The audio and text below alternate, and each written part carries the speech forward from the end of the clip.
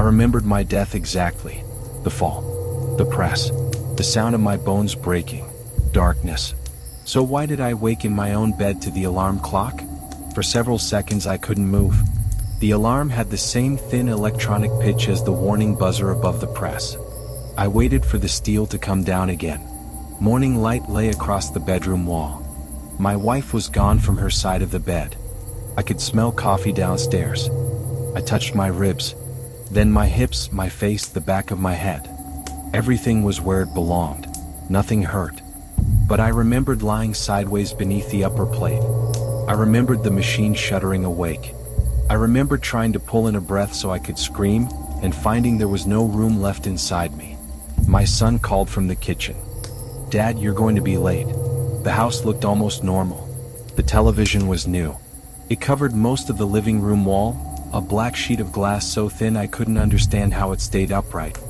A blue strip of protective film still clung to one corner. White dust from the mounting holes rested on the cabinet below it. We had talked about replacing the old television for 3 years. We had never been able to justify the cost. On a narrow table beside the kitchen door stood a bright red telephone with a coiled cord. We had not owned a landline in 8 years. My wife was pouring coffee. A wide gold bracelet hung around her wrist.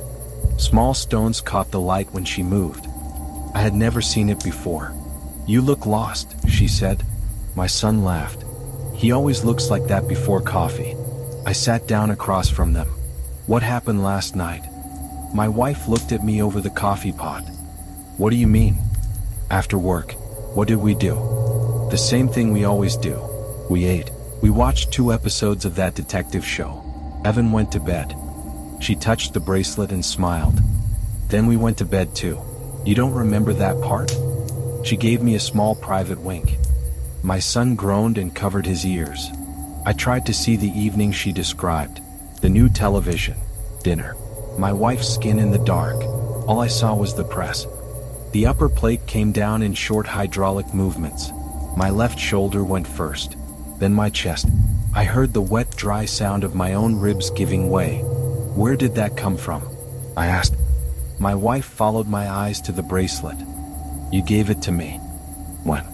Her smile remained, but something behind it tightened. "Last week." I looked toward the new television. "And that?" "It was delivered yesterday. You picked it. You said we could finally afford something nice." My coffee cup shook against the saucer. As I reached to steady it, I saw a dark mole near the base of my left thumb. I had never had a mole there. I rubbed it with my finger. "What are you doing?" My wife asked. "Was this here before?" She barely looked. "I think you've always had it." I had worked with my hands for 22 years. I knew every burn, every pale scar, every ridge and every nail. That spot was new. I drove to the plant because I needed the memory to be wrong. The parking lot was full. My access card opened the side door. The time clock accepted my fingerprint. People nodded to me as I passed. One man from maintenance started to say good morning, then looked at my hand and forgot the last word. No one asked why I was alive. Above the production floor, a safety board displayed the number 1846 beneath the words "Days Without a Lost Time Incident." The press stood at the end of the line. It was cleaner than every other machine in the building. The metal housing had been polished until the overhead lights stretched across it in white lines. The floor around it was still damp. The air smelled of bleach beneath the usual oil and hot rubber. I placed my palm against the steel. Cold, solid, real. I crouched beside the lower plate. There was nothing in the seams. Nothing beneath the safety rail. Not a thread from my shirt.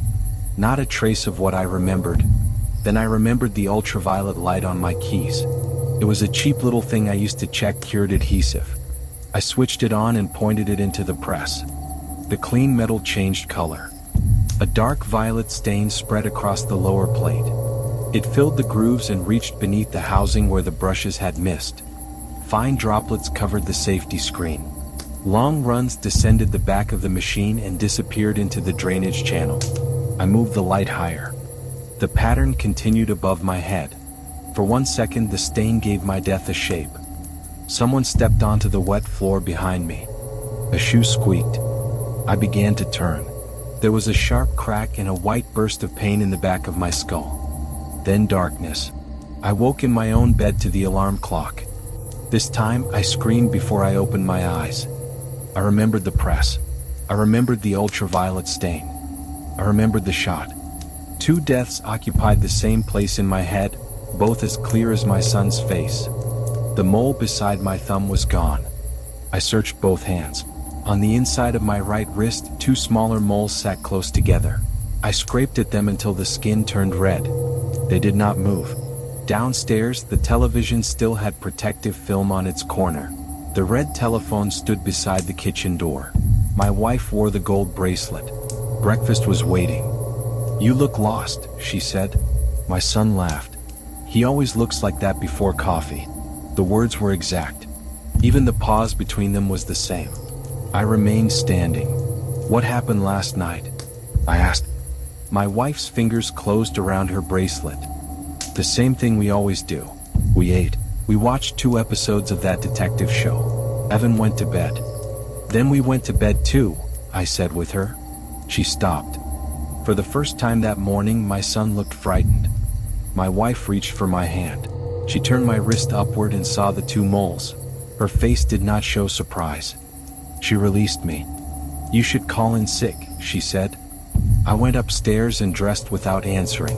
I put my wallet in my pocket but left my work badge on the dresser. From the hallway, I heard the red telephone ring once.